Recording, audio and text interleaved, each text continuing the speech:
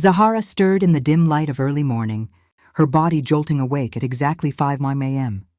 Not from an alarm, but from a hacking cough that tore through her throat like shards of glass. She pressed a hand to her chest, feeling the raw burn deep inside, as if she'd swallowed a handful of sandpaper during the night. The room was still shrouded in darkness, the only sound the rhythmic snoring of her husband, Kwame, who lay sprawled across the bed like a starfish, claiming its territory. His limbs stretched out, occupying 3/4 of the mattress, leaving her curled up on the edge as usual. She blinked against the dryness in her eyes, reaching blindly for her phone on the nightstand. The screen lit up with a harsh glare that stabbed at her vision, forcing her to squint. Saturday, June 24th. Another weekend stretched ahead. But for Zahara, weekends blurred into weekdays, days filled with the same relentless grind of job, hunting, and quiet desperation. She swung her legs over the side of the bed, careful not to disturb Kwame, and tiptoed across the cool hardwood floor toward the kitchen. The apartment was small, a one-bedroom rental in a bustling Chicago neighborhood, with walls thin enough to hear the neighbors' arguments and the distant hum of traffic even at this hour. In the kitchen, she flicked on the electric kettle, the soft click echoing in the silence. While it hummed to life, she pulled down a mug from the cabinet, the one emblazoned, with "World's Best Wife" in cheerful script. It had been a gift from Kwame on her last birthday, a token that now felt more ironic than endearing. She scoffed softly under her breath. Best at what? Patience, maybe. As the water began to bubble, she flipped open her laptop on the cluttered countertop. The screen flickered to life, and Excel loaded almost instantly, pulling up the file she'd pinned to quick access, Job Search 2023. The spreadsheet unfurled across the display like a battlefield map, rows and columns charting her ongoing war against unemployment. Date applied, company, position, result. Her eyes scanned the familiar terrain, but it offered no comfort. Out of 72 applications meticulously logged, the result column was a relentless wall of red. Rejected, rejected, rejected. Only 3 cells glowed a hesitant yellow, awaiting response. The rest were a bloody testament to failure, each red entry a fresh wound. She scrolled down, her finger hovering over the latest additions. Apex Marketing, rejected. 2 weeks ago after a disastrous first-round interview, where they'd dismissed her, experience outright. Insufficient relevant experience, the email had read, as if her 4 years in the service industry counted for nothing. Zahara leaned back against the counter, rubbing her temples. She was close to finishing her MBA in business administration, just one more capstone project to defend next week. She'd poured everything into it. Late nights studying while Kwame watched TV, weekends buried in textbooks instead of relaxing. Professor Henderson had praised her work effusively. "You have a natural gift for systems thinking, Zahara. This capstone on client service management is exemplary, a well-deserved." Even her classmate, Tasha, with her 3 advanced degrees, had admitted envy over Zahara's ability to structure complex information into coherent strategies. But what did it matter? In the real world, degrees seemed like paper shields against a barrage of rejections. The kettle clicked off, steam rising in lazy curls. She spooned instant coffee into her mug, the cheap granules dissolving into a murky brew. They'd bought a fancy French press a year ago, excited about elevating their mornings, but it still sat unboxed in the pantry. Too much hassle to figure out the grind. The measurements.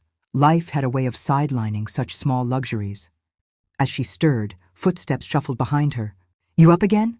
Kwame stood in the doorway, scratching his stomach through his worn undershirt, his eyes bleary from sleep. "Woke up early," Zahara replied, snapping the laptop shut a bit too forcefully. "Want some coffee?" "Sure." He yawned widely and flopped into a chair at the small kitchen table.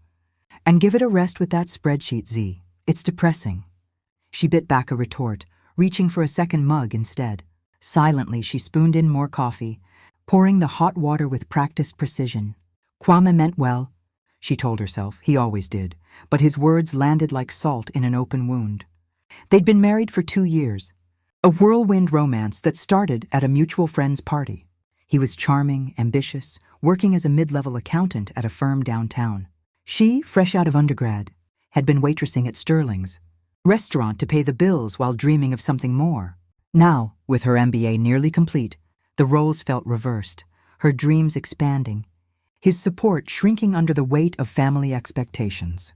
Listen, Kwame continued, wrapping both hands around his mug as steam fogged his glasses. Maybe you should try something simpler. They need sales associates at the mall, or maybe a receptionist at a salon. Mom's friend owns that chain of braiding shops. I could ask her. Zahara's grip tightened on her spoon. I'm getting my MBA in business administration. And what good is it doing? He sighed, not unkindly, but the words stung. How long has it been? 4 months? 5? And still no job. She bit her tongue, swallowing the urge to remind him of her recent successes. Just last week, she defended her capstone project brilliantly. Professor Henderson's words echoed in her mind. A natural gift. Tasha's envy. But arguing with Kwame felt futile. He'd counter with practicality, dismissing academia as all theory, babe. Instead, she murmured, I'm going to hop in the shower, and left her half-finished coffee in the sink. Z, why are you getting all sensitive? He called after her. I just want what's best. You see, they aren't hiring you in those corporate offices. Maybe it's a sign. A sign? Zahara twisted the shower faucet to hot, letting the scalding spray pelt her skin, drowning out his voice. A sign of what? That she wasn't good enough? That her ceiling was slinging plates at a restaurant? Her mind flashed to Genevieve, Kwame's mother, whispering at Easter brunch to her friend. Some people just aren't built to rise above a certain station. The words had cut deep. A subtle dig at Zahara's background, daughter of immigrants, working-class roots. No silver spoon like the one Genevieve wielded so effortlessly. After the shower, she toweled off and returned to the laptop. Kwame had already left for tennis at the club with his colleagues, a Saturday ritual that left her alone with her thoughts. LinkedIn notifications pinged, 3 new job alerts, client relations manager at a tech firm, project coordinator at an ad agency, sales specialist at a pharmaceutical company.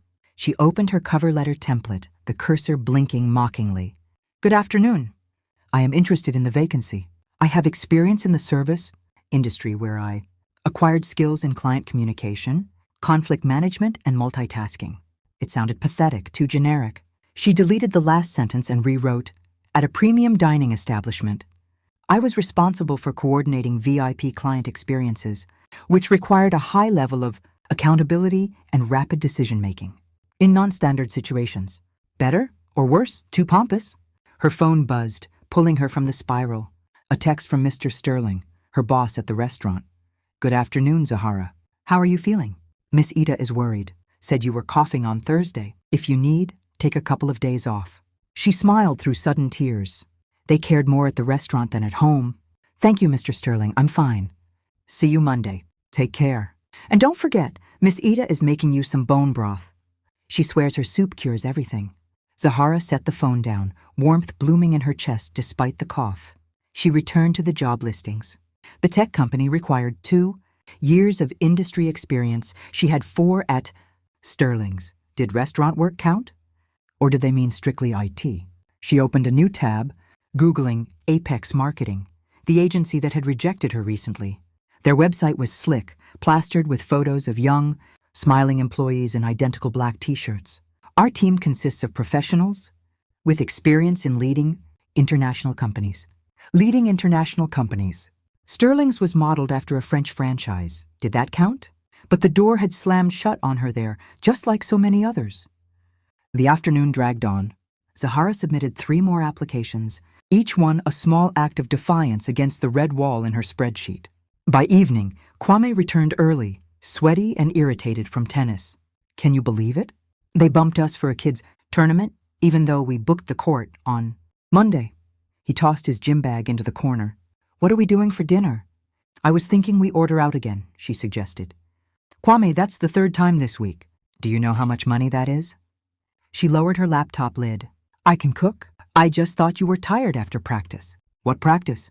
I told you they kicked us off the court. He peered into the fridge. And why do we have nothing to eat again? Just expired yogurts. Zahara stood and checked. Indeed, only yesterday's salad. Half a block of cheese and almond milk. I'll run to the store. Don't bother. Let's just boil some ravioli. There's a bag in the freezer. He grabbed it and set a pot on the stove. She sat back down, focus shattered. The words spun, do you know how much money that is? As if she were the spendthrift. By the way, Kwame said, stirring the water, Mom called. She's inviting us to Sag Harbor tomorrow. Imani and her fiancé will be there. Auntie Bernice, too. Zahara's stomach tightened. I have a shift tomorrow. It's Sunday. I swapped with a girl. Her kid got sick. Kwame frowned. You always have some swap going on. Normal people rest on weekends. Normal people? She couldn't resist. Work in normal offices, not where their mothers stick them. Why are you starting? I'm just saying. It looks bad to Mom. She's gathering everyone on purpose. On purpose, of course, to highlight the contrast. Imani, the successful corporate attorney, her fiancé, the construction firm owner, and Zahara, the waitress dreaming beyond her station. The water boiled. Kwame dumped in the ravioli. They ate in silence, the pasta gummy and tasteless. He flipped on the TV, landing on a BET show about young entrepreneurs. Look at that. Girl is 25 and already opened a chain of coffee shops. Now that's drive. The ticker read, Father owns an investment fund. Zahara rinsed her plate. Not everyone gets help from parents. So what? The main thing is desire. Desire, she had enough to fuel 10 chains. But her path was 78 red cells long. I'm going to lie down. Headache. Go ahead. I'll wash up. The bedroom was stuffy. She opened the window, letting in the smell of grilling and kids' laughter. Normal Saturday sounds. She checked the restaurant group chat. Miss Ida posted a photo of bone broth. Zahara, you have a mandatory portion coming. Kofi replied with laughing emojis. She smiled, then opened Excel on her phone. The red glared back. She Googled relevant experience. Knowing the definition, closely connected or appropriate. Appropriate to what? She'd handled people for 4 years. Phones, reports, crises. But it was irrelevant because it happened in a dining room, not an office.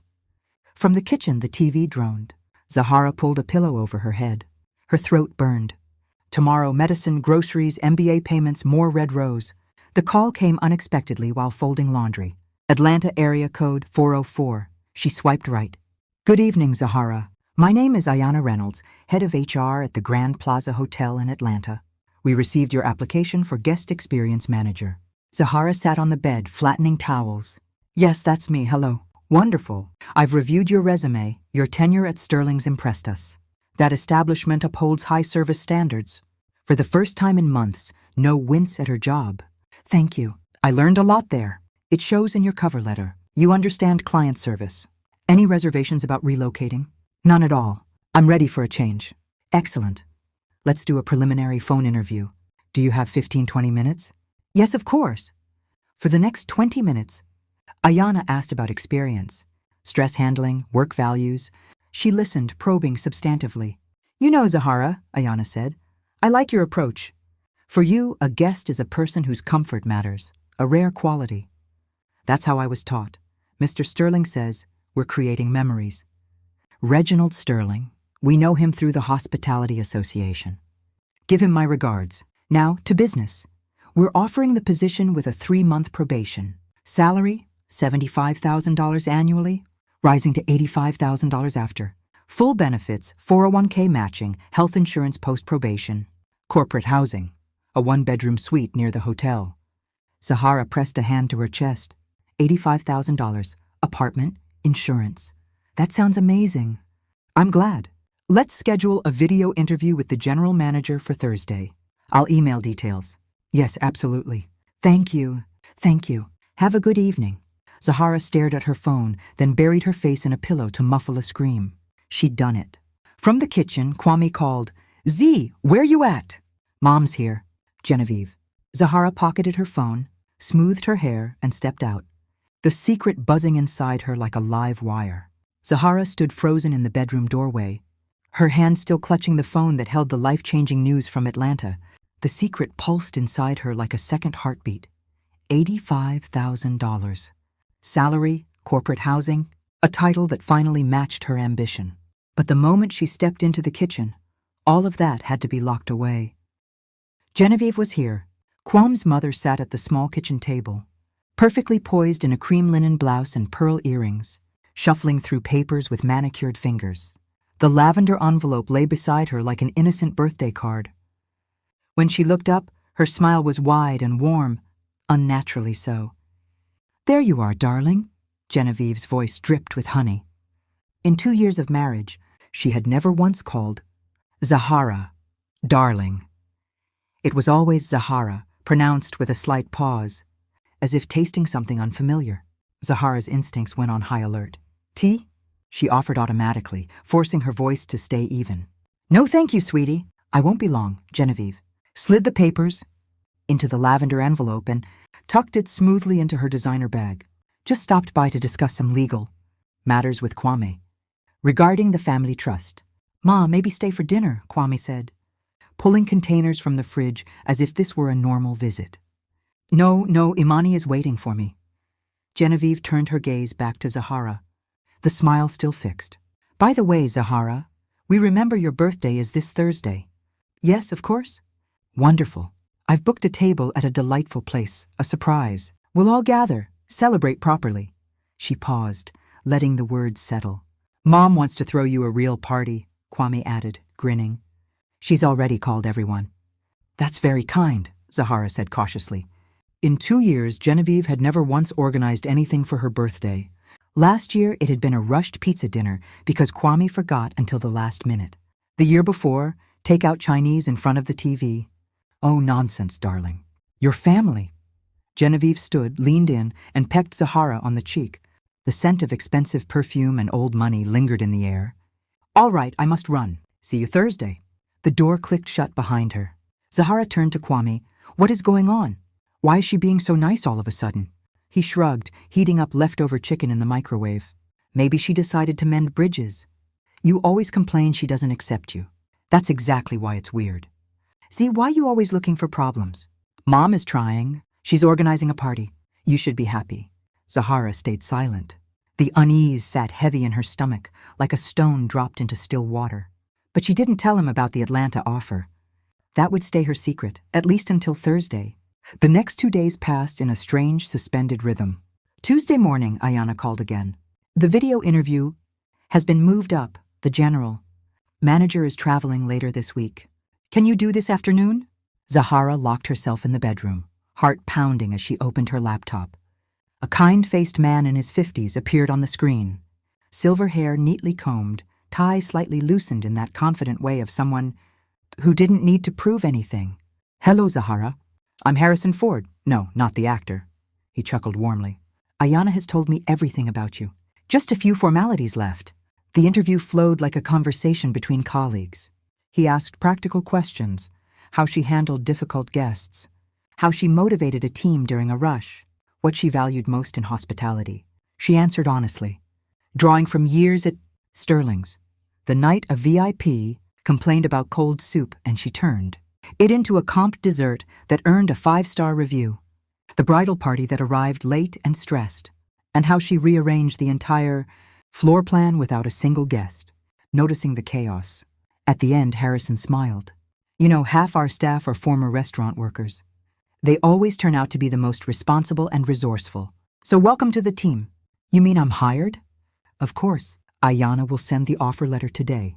"When can you start?" 2 weeks. "I need to give notice to my current employer." "Understood. We await you, Zahara.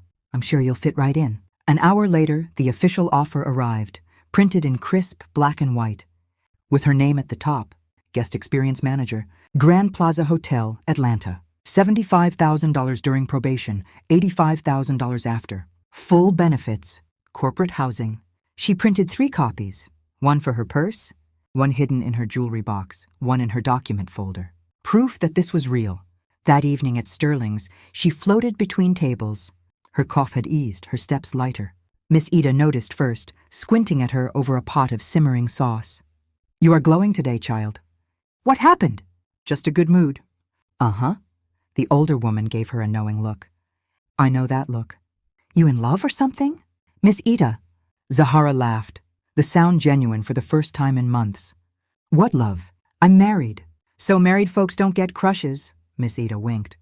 "All right, keep your secrets. But you look like you used to, back in your first year here, when everything was possible."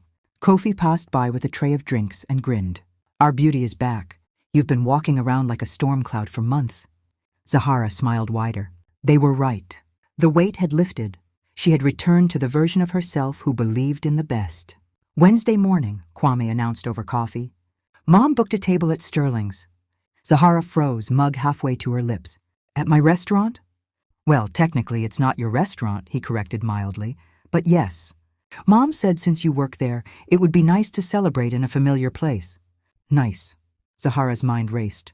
Genevieve choosing the very place where Zahara waited tables, where she wore an apron, carried trays, cleared plates, where her colleagues would see the family dinner, and Genevieve could play gracious matriarch while subtly reminding everyone of Zahara's place. Imani texted that it's going to be unforgettable, Kwame added. They cooked up something. What exactly? I don't know. It's a surprise, but your sister-in-law said to dress up. Photos. Of course. Imani never missed a chance to curate the perfect family image for Instagram. I'm buying a new dress, Zahara decided firmly. Buy one, Kwame said. Just not too expensive. Okay, we're tight this month. She nodded, but inside she resolved she would buy a beautiful dress, even if it came from the emergency fund she'd been quietly building. If she was going to walk into whatever this was, she would look the part. At the boutique downtown, she tried on several before settling on a deep sapphire blue dress with a stunning neckline, elegant, sophisticated, not flashy. It hugged her figure without being revealing. Made her look older, more established, like a hotel guest experience manager, not a waitress. Suits you perfectly, the sales clerk said, adjusting the hem. Like a whole different person. A different person. Zahara studied her reflection. Yes, the woman she was becoming. Thursday, her birthday, dawned bright and warm. She woke early, nerves humming. First, a call from Ayana. Zahara, happy birthday. May this new year bring only good things. By the way, just confirming, starting in 2 weeks works? Yes, absolutely. It's perfect. See you soon, then. Enjoy your night. Zahara tucked the phone away, the folded offer letter still in her purse like a talisman. It was time. She spent the morning getting ready. Hair done by Kesha next door into soft, Hollywood waves, light makeup that enhanced rather than masked. Gorgeous, Kesha said, stepping back. Your husband's going to flip. Zahara smiled but said nothing. Kwame might flip, but that wasn't the priority tonight. By evening she was dressed and ready, the blue dress shimmering under the bedroom light. Kwame whistled when he saw her. Wow, Z, you look expensive. She let the comment slide. At Sterling's, the restaurant buzzed with its usual Thursday energy. Mr. Sterling met them at the entrance, impeccable in his suit. Zahara, happy birthday. You look magnificent tonight. He turned to the others. Meet my husband Kwame, his mother Genevieve, and his sister Imani. A pleasure, Mr. Sterling said smoothly.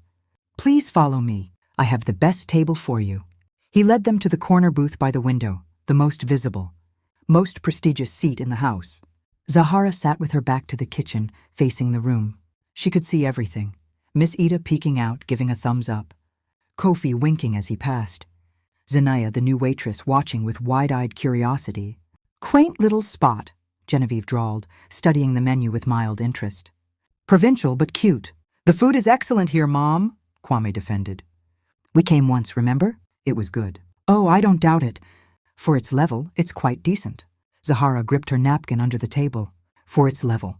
I recommend the Milanese, she said calmly. Or the duck breast with orange glaze. The chef is a genius.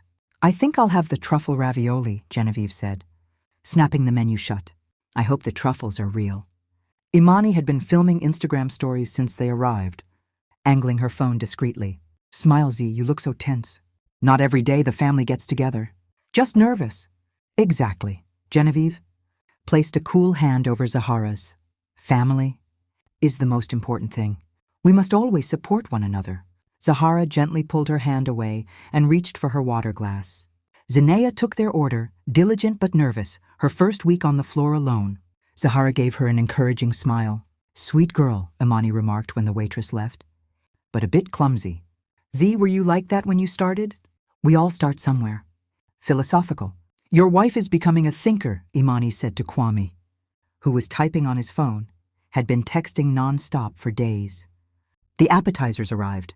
Genevieve tried the bruschetta and offered faint praise. Not bad. Certainly not leaden, but for this sort of place it'll do. By the way, Zahara, Genevieve said, dabbing her lips with her napkin. How is school? Still taking those courses? Finishing. Next week is the final project defense. Oh, how ambitious. And what do you plan to do with that? Zahara opened her mouth, almost mentioned Atlanta, but stopped. Not yet, after the cake. We'll see, she said instead. Opportunities always arise. The main thing is not to lose hope. Genevieve nodded slowly. You know, I've always admired people who don't give up, even when circumstances are against them. There was something in her tone, not quite mockery, but anticipation, like a cat watching a trapped bird. The main courses were flawless. Even Genevieve couldn't complain. Imani photographed every plate, posting with captions, family dinner, hated sister-in-law. Kwame suddenly said, Remember how we celebrated Z's birthday last year in that terrible pizzeria? Oh God, Imani snorted, where the waiter spilled wine on your blazer. It wasn't a pizzeria, Zahara corrected quietly. It was a perfectly decent bistro. Well, decent for students maybe, Genevieve said, shaking her head. Good thing this year we are in a more suitable place. Suitable. In the restaurant where Zahara worked as a waitress. Laughter, hysterical sharp, bubbled up inside her chest. Excuse me for a moment, she said, standing. Restroom. In the bathroom, she leaned against the cool tile wall, breathing deeply. She checked her email. Quickly, the offer letter still. There. Real. $85,000. New life. Returning to the table, she saw them exchanging glances. Kwame put his phone away. Imani aimed her camera toward the kitchen door. Genevieve sat very straight, hands clasped. Then Zinaya emerged, carrying a cake, 30 candles flickering. Behind her came Miss Ita, beaming. The entire restaurant began to sing Happy Birthday. Zahara closed her eyes. One thought repeated, Let me have the courage. She blew out the candles in one breath. Applause rippled through the room. Kwame kissed her cheek. Happy birthday, babe. Now presents. Imani handed over a small box. Cute earrings, costume jewelry. Zahara thanked her and put them on. Kwame gave an envelope, a spa certificate. Surprisingly thoughtful. Finally, Genevieve reached into her bag and pulled out the lavender envelope. My gift. Everyone leaned in. Imani zoomed her camera. Kwame tensed. Zahara took it. It was heavy. Something rustled inside. Open it, Imani said impatiently. Zahara lifted the flap. Inside, official papers clipped together. She pulled them out. Superior Court of Cook County. Joint petition for dissolution of marriage. The restaurant noise faded to a distant hum. Silence descended on their table like a guillotine. Irreconcilable differences. Mutual consent. All fields filled, only her signature missing. Genevieve's voice cut through. Sweet and sharp. Well, darling. Do you understand what this is? Zahara looked up. Genevieve's face held barely concealed triumph. Imani bit her lip, fighting a smirk. Kwame stared at the tablecloth. I understand, Zahara said, voice steady. She picked up the pen from the breadbasket, the same one used to sign checks, and signed neatly on the line marked, Wife, July 27th. Then she folded the papers, slid them back into the envelope, and placed it in front of Genevieve. Done. The lavender envelope sat in the center of the table like a spent grenade. Zahara's signature, clear, unflinching, stared back at them from the line marked wife. The restaurant's warm chatter continued around them, plates clinking, laughter rising. But at their corner booth, the air had turned to ice. Genevieve's mouth opened, then closed. For the first time in Zahara's memory, Kwame's mother had nothing to say. Imani's phone, still angled for the perfect shot, trembled slightly in her hand. Kwame's face had drained of color. He looked as though someone had punched him in the stomach. Zahara reached into her purse with deliberate calm and pulled out the folded offer letter. She smoothed it on the tablecloth, the Grand Plaza Hotel letterhead gleaming under the soft lighting. Since we're exchanging documents tonight, she said, her voice steady and clear enough for nearby tables to hear, allow me to show you something. She turned the paper so they could all see. Guest experience manager, Grand Plaza Hotel, Atlanta, Georgia. Starting salary $75,000, rising to $85,000 after probation. Full benefits, corporate housing included. Genevieve's eyes flicked down the page, then up to Zahara, disbelief warring with fury. 85,000? Kwame repeated, the number sounding foreign in his mouth. But that's more than I make now, yes, Zahara finished for him. And you know what the most interesting part is? She swept her gaze across their frozen faces. I was hired specifically because of my experience here, in this provincial restaurant. Turns out Mr. Sterling's name carries weight in professional hospitality circles. The highest standards, they said. A deep, resonant clap broke the silence. Mr. Sterling stood in the aisle, applauding slowly. Behind him, Miss Ida clapped too, tears shining in her eyes as she wiped them with the corner of her apron. Kofi let out a sharp whistle. A regular at the bar raised his glass. "To our star," someone shouted. "To a new life." The applause spread, warm and genuine, from table to table. Zahara felt it wrap around her like armor. Genevieve hissed under her breath. This was a setup. "You planned this." "No, Genevieve," Zahara replied, standing and smoothing her sapphire dress. "I didn't plan anything. You planned to humiliate me in front of everyone, to film me breaking down over divorce. Papers on my birthday. A beautiful performance, really. But the ending didn't go as scripted." She picked up her purse, tucking the offer letter safely inside. "You know, you're right about one thing. I do deserve better. Thank you for helping me realize that. And thank you for the gift." She nodded toward the lavender envelope. "You just gave me my freedom." "Zahara, wait." Kwame half rose, stuck between the table and the booth. "Let's talk. This is all too sudden. Don't rush." "Rush?" She turned back, meeting his eyes fully for the first time that night. "I waited 2 years? Kwame, 2 years trying to be who you and your family wanted me to be.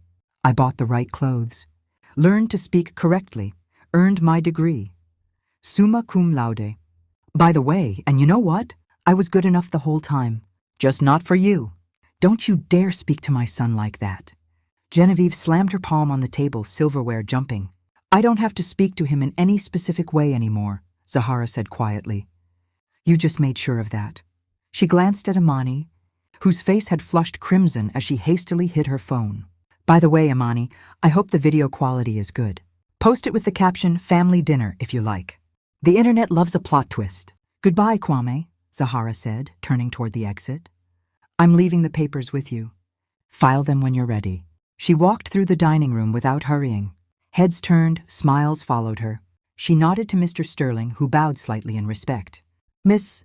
Ida rushed forward and enveloped her in a fierce hug that smelled of garlic and home. "You go shine, baby," the older woman whispered. Kofi clasped her hand firmly, eyes shining. Even young Zinnia gave a shy wave from across the floor. Outside, the summer evening wrapped around her, warm air, distant music from a nearby bar, laughter spilling onto the sidewalk, a normal birthday for normal people. But tonight, it felt like the first page of something extraordinary. Her phone buzzed repeatedly in her purse, texts, calls, but she didn't look.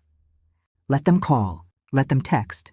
She had 2 weeks to pack, to say proper goodbyes to those who had truly cared, and to step into the life waiting for her in Atlanta. An Uber pulled up within minutes. She slid into the back seat. "Where to?" the driver asked. "Home," she said, giving the apartment address. Then, softer, to herself, "Home for now." In 2 weeks, that word would mean a sunlit, 1-bedroom suite 5 minutes from the Grand Plaza. For tonight, it was simply the place where she would pack a few boxes, not many. 2 years of marriage had accumulated surprisingly little she wanted to keep. Photos of her parents' favorite books, her mother's real pearl earrings hidden among cheaper pieces. Almost all the dresses could stay. The new life deserved a new wardrobe. Kwame appeared 3 days later, silent as he gathered his toiletries from the bathroom and stuffed them into a gym bag. He paused in the bedroom doorway. "You're really leaving?" he asked, voice small. "Really. Mom says. Mom says maybe you'll change your mind. She admits she overreacted." Zahara laughed, a short, sharp sound. "Overreacted? Is that what we're calling public humiliation and pre-signed divorce papers now? Z, don't be childish. Couples fight. It's no reason to destroy a family." "Family?" She turned to face him fully, folding a sweater into a box. "What family, Kwame? The one where you spent 2 years trying to remake me into someone your mother could tolerate? Where every holiday was an exam I was destined to fail? Where you never, do you hear me, never once took my side?" He lowered his eyes. "I tried. You just didn't see it. When your mother called me the help at Christmas, you said nothing. When your aunt suggested I go back to community college, you nodded. When I got an A on my capstone, you said it was just theory. So tell me, when exactly were you trying?" He zipped his bag without answering. "You can stay in the apartment till the end of the month." "I already paid the rent." "Thanks," she said. He left without goodbye. Zahara sat on the bed for a long moment, staring at the empty half of the closet, then stood and resumed packing. On her last shift at Sterling's, Mr. Sterling threw a farewell dinner after closing. The entire staff gathered, cooks, servers, bartenders, even quiet Miss Val from dishwashing. Miss Ida cooked enough food to feed an army: jerk chicken, oxtail, rice and peas, her famous mac and cheese, platters of roasted vegetables, and 3 different desserts. They pulled tables together in the dining room, candles flickering, music playing softly from the kitchen speakers. Mr. Sterling raised a glass of sparkling cider to Zahara, our brightest star. The Grand Plaza is gaining an extraordinary professional, and we are proud to have been part of your journey. Miss Ida sniffled loudly, hugging Zahara again. Don't you forget us down there in Atlanta, child. And text when you settle in. I will, Zahara promised, throat tight. And most importantly, thank you for believing in me when I almost stopped. Believing in myself. Kofi grinned. When you become a big boss lady, don't forget your old friends. Maybe poach me one day. We'll see, she laughed. Only Zania came to the train station to see her off. The young waitress insisted on helping with the suitcases and chattered the whole way about how brave it was to start over. I wish I could just pick up and leave like that, Zania said. But my mom's sick. Can't leave her. Everyone has their own path, Zahara told her gently. The main thing is to keep believing in yourself. You will get there. The Amtrak Carolinian waited at the platform, silver cars gleaming in the morning sun.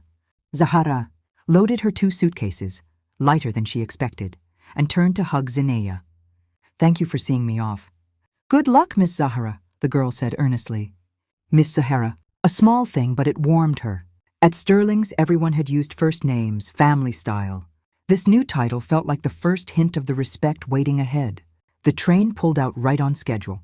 Zahara settled into her window seat, the city receding behind her. She pulled out her phone.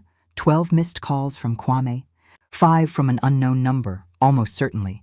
Genevieve, 3 messages from Imani. She turned the phone off and dropped it into her bag.